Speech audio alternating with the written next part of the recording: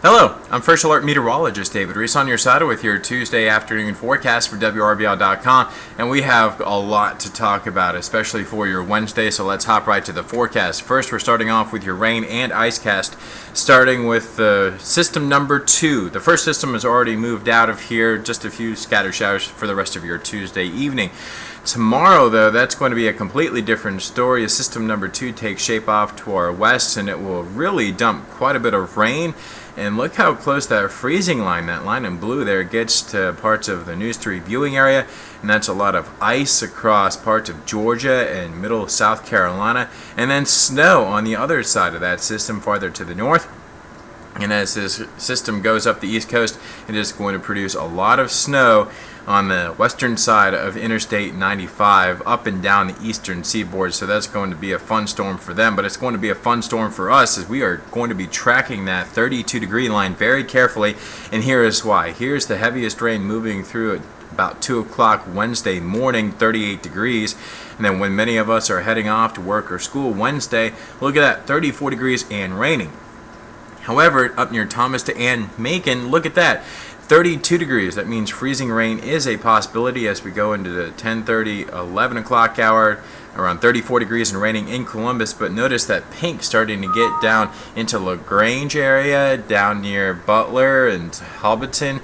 And that indicates the possibility of some freezing rain. And we're, like I said, we're going to be tracking that 32-degree line very carefully all day Wednesday, because notice Columbus at this time frame around 1, 2 o'clock tomorrow afternoon. 33 degrees and raining. Same thing going on down in Americus, Thomaston 31 and freezing rain. So it's going to be a messy system all the way around, especially as we head into Wednesday afternoon.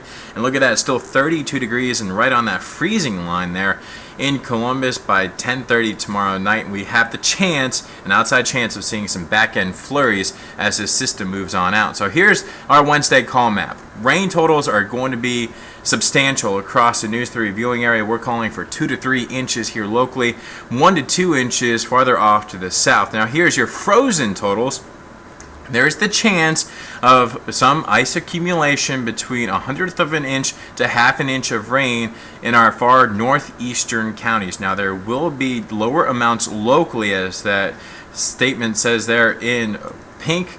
Again, lower amounts, that means areas in and around, say through there. That's where we're talking about lower amounts. And then look at this massive ice storm just off toward northeast across, say areas near Macon, through Augusta up towards Columbia. That is devastating. That is catastrophic. That is not good for them.